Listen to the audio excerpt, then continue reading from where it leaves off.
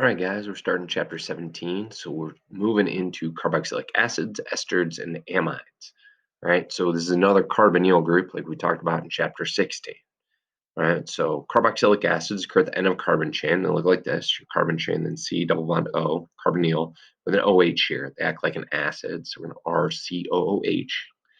Esters have the hydrogen in the carboxylic acid replaced with a carbon chain. So they look like this. There are things called esterification reactions and things like that. So we're going to go over those. But this is what esters look like. You have your carbon chain, carbonyl group, um, this right here, and then another carbon chain.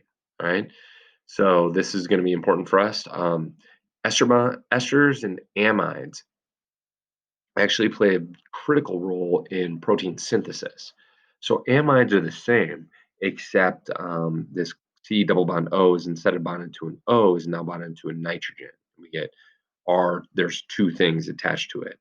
So there's first degree here, secondary here, and third degree here, or primary, secondary, tertiary, because in these, the primary, there's only one carbon to nitrogen, secondary, there's two, and tertiary, there's three. A lactone is this, it's a cyclic um, ester, and a lactam is a cyclic amide. We're really not going to get into these. We're going to focus on carboxylic acid, esters, and amides. So here, by the carboxylic acid, the ester, and the amide, here we have an ester, propyl acetate. It smells, it's pear. That's what pears smell like.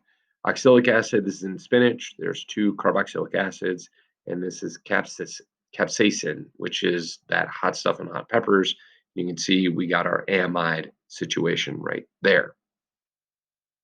Naming carboxylic acids. So we'll remove the E at the end of the name and add oic acid. It's that simple. So when counting carbons, start with a carbon in the acid structure.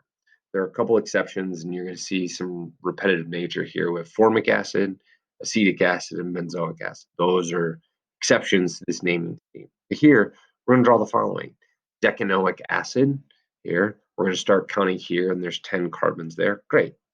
3-methylpentanoic acid. Well, this is the third carbon because carbon number 1 is here. 1, 2, 3. There's a methyl group. And then number 3, 5,5-diethyl octanoic acid. We get our first carbon here. 2, 3, 4, 5. 5 carbons in. Those are our 2 ethyl groups. You guys can check out the other ones for yourself. Okay. So now you guys can name the following compounds. This is something that we just did. I've drawn them all right here, and you can go through them and name them. All right.